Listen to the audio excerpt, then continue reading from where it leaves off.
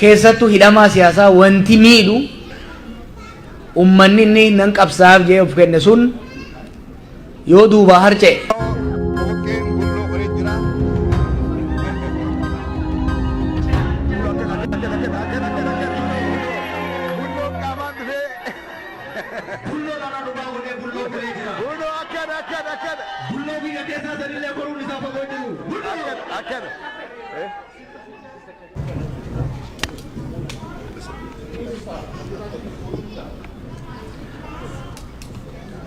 akkam ooltan fayya jirtanii namni hedduun asii godaanu jira na fakkaate nama bakka biraatti dur beeynu atleast nama namaan arge caffee raamis bakka inni jiraatu rabbumaa fi feesbuuk qofaa beekaa inni illee asii godaane na fakkaate amiiris Chicago irraa asii gale na fakkaate akkasii it's really wonderful to see you guys manni de Dallas yeroo dheeraan biyya kana deddeebi'aa ture gaafa jalqaba eegarruurraa gaafa Oromoo Farsirraa eegaltanii nu gargaaraa turtanii booda immoo erga shabbee seenne boodas asii hanga DC deemuudhaan asittis hiriira nu bayaa hedduu nu gargaaraa turtanii hedduu galatoomaa ulfaadhaa jechuun barbaada keessattuu immoo namoonni hedduun almost family warri as jirtanii Elias Ibsaati family isaa amata mee qolbee namoo I think some 17 no I think you know me before I was born I met him I think 2005 akkuma biyya kana dhufeeni erga gaafa san walitti amadamne hangamma asiin nu ga'e OMN jaaruu qofa irratti osoo hin tahin keessattuu last 2 years yeroo OMN biyya kanattis biyya sanittis haleellaan ciccimaan irra ga'e keessatti I don't think it would have survived without Elias Ibsaa yeroo tokko Elias Ibsaa fi haadha manaa isaatiif harka naa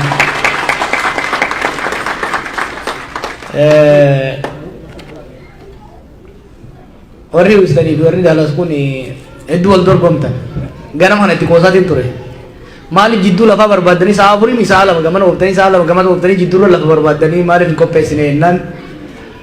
kalee warri asii har'a waa qopheessu Houston turan warri Houstonitti qopheesse immoo dhufee as jira I think rivalry friendly ta'e kun ka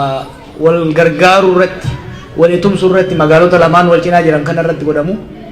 magaalonni biraallee kan irraa baratamuu qabanii kan irratti hedduu jabaatanii deemanii warri Houstonis galatoomaa kalee kajaa'ibaan nu simatanii marii gaarii goone turre har'a immoo isaan kaleessa limoodhaan nu simannaan isin immoo fardaan nu simattan wal morkii ajaa'ibaatii jira jechuudha galatoomaa isin lamaanuu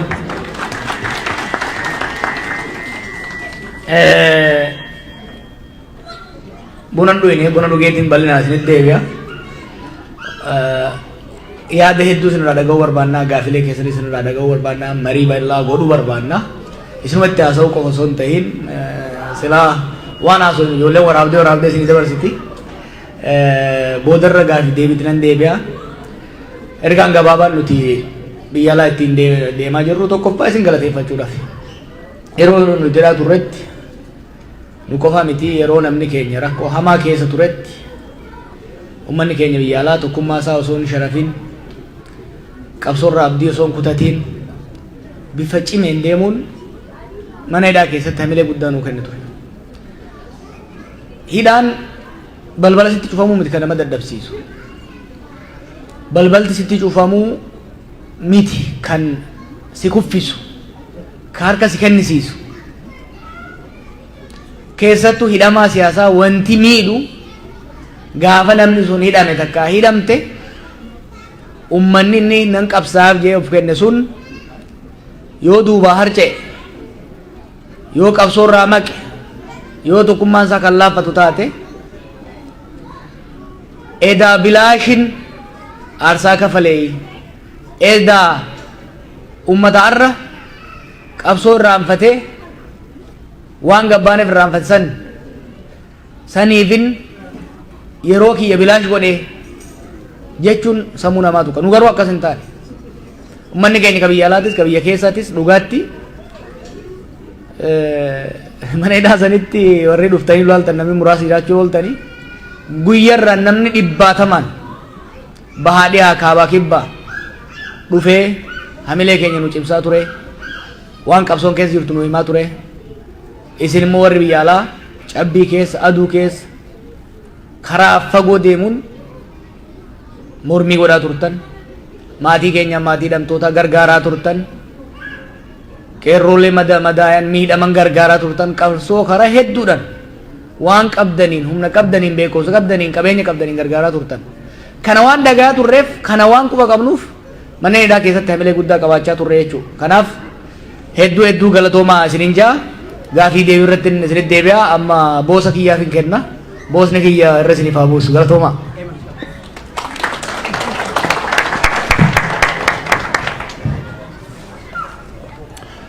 Akkam jirtu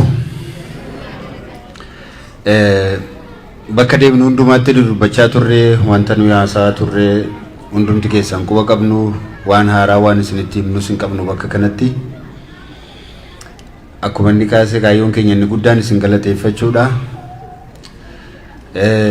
Haala keessa turre keessatti biyya keessattis biyya alaas Oromoonni jiran utoo hamleen hin taane ta'eeti fayyaa hamma qabnuu fi nagaa hamma qabnuutiin achi keessaati tariitii hin baanu turre baay'ee hamlee keenya tumsitaniittu kanaaf galatooma masiniin jechuudhaaf iddoo kanatti argamne. Garuu har'a fuula keessan gaafan asitti argu wayi tokkotu natti yaadatame kana dubbachuuf hin turre garuu baay'ee keessan fuula keessan gaafan ilaalu jechuudha. Amantiin itti amanu kitaabi tokko keessatti akkam jedha namicha Nehemiyaa jedhamu tokkotu ture. Namichi Nehemiyaa jedhama mana mootii jira mana mootii hojjeta mana mootii keessa tajaajila waan hundumaa mijataadhaa fi gammadee jiraata mana sana keessa. Garuu nama biyya isaatii tokkotu dhufee gaafa dhufee keessumummaa gaafa dhufutti gaafate waamee gaafate sabni koonnan keessaa dhufe suni sabni ko inni boojuu irraa hafe suni inni boojuu irraa hafe suni maal hojjeta maalitti jira akkamitti jira sabni ko jedhee gaafate. Sabni keenya jedhe sabni keenya waan inni keessa jiru jedhe salphina inni keessa jiru qaanii inni keessa jiru rakkoon inni keessa jiru hin dubbatamu jedhee itti hime. Dallaansaa diigameera balballi isaas gubateera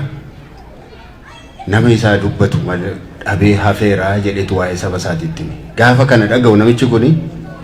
fuulli isaa baay'ee gurraacha'ee jedhe baay'ee gadde jedhe waa'ee saba isaatii baay'ee gadde. Baay'een keessan as teessanii waa'ee saba keessanii akkasii yaaddan nan beeka. Waan sabi keessan har'a keessa jiru waan quba qabdanni fuulli keessan ifaa miti si'an ilaalu ifaas ta'uu hin danda'u. Sabi keenya rakkoonni keessa jiru akkuma namicha ammaa dubbateedha. Dallaa malee hafee nama tiksu malee kan hafeedha. Eenyullee itti bobba'ee ka ajjeesu eenyullee waan barbaade kan irratti raawwatu kan irraa dhowwu kan hin qabne ta'ee hafeera sabi keenya dhugaa. Akkuma sana natti fakkaata fuula keessan kana gaafa ni ilaalu. Kunis immoo dhuguma kana dagachuu hin qabnu. Waan sabni keenya keessa jiru gar tokkoon beela'aa jira gara tokkoon lola keessa jira qeesaa keessa jiraachuu dadhabee jira nagaadhaan bahee galuu dadhabee jira jireenyi itti qaala'ee qonni bakka hedduutti geggeeffamaa hin jiru daldalli bakka hedduutti geggeeffamaa hin jiru. Akkuma baay'een keessan quba qabdanii xalayaan biyyaa isin ga'u bilbilli biyyaati isin ga'u ka akkamii akka ta'e quba qabdu. Kanaaf fuulli keessan gammadaa miti jedhee san fudhadha. Haa ta'uutii nuyi baanee asitti argamuu keenya gammachuu keessan mul'isuudhaaf yaaltaniittu waan gochuun isirra jiru gootaniittu isa hafeef immoo ba'uun keenya fakkeenyaatiif lolli Raashaa fi Ukireen gidduutti raawwachaa jiru lolli yookaan rakkoon bakka biyyoota adda addaa jiran akka inni mul'anne godhe akka inni hin beekamne godhe akka inni xiyyeeffannoon arganne godhe. Biyyuma keenya keessatti immoo yoo fudhanne lolli Tigraay keessatti gaggeeffamu rakkoo Oromiyaa keessa jiru akka inni mul'anne godhe. Kanaatiif akkasumatti du'aa jira sabi keenya. Utuu hin beekamin du'aa jira, utuu hin beekamin gidirfamaa jira, utuu hin beekamin qeesaa keessatti waa hedduun irra gahaa jira. Nummoo hiikamuun keenya, namni lama hiikamuun keenya namoota warra achi keessatti hafe akka xiyyeeffannoo isaan dhaban akka hin goone akkasin hubatan hin barbaada. Ammallee akkuma caffeen kaase nama hedduutu hidhaa jira, nama hedduutu baqannaarra jira, nama hedduutu immoo rakkoo adda addaa keessa jira. Kanaatiif rakkoon keenya hin furamne, hin dhaabbanne, qabsoon keenyas hin furamne, bakka hin geenye itti fufa. Kanaaf ba'uu keenyaan gammaddanii yookaanis raawwate isinitti fakkaate waan kanaan dura gochaa turtan, tumsa saba keessaniif gochaa turtan, iyyaafannoo saba keessaniif gaggeessaa turtan akka isin hin dhaabne isin yaadachiisuun barbaada. Kana caala waan jennu baay'ee hin qabnu. Yoo gaaffii yoo qabaattan nu gaafachuu dandeessu oma tokko tokko. Gaaffii hin qabdan yoo gaaffii moonuma qabaattu jedhee tayyaada achirratti kaafnee wanta tokko tokko mari'achuu dandeenya.